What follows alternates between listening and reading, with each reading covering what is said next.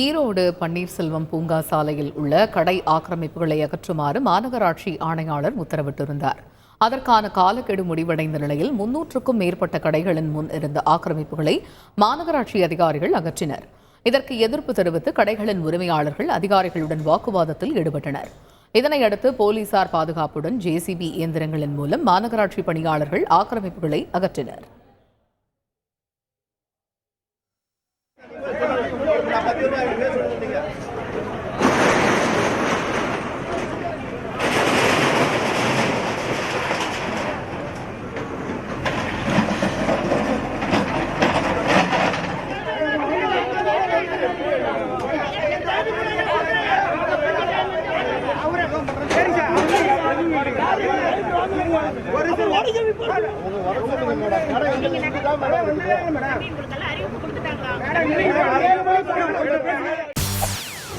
செய்திகளை உடனுக்குடன் தெரிந்து கொள்ள உடனே சப்ஸ்கிரைப் பண்ணுங்க.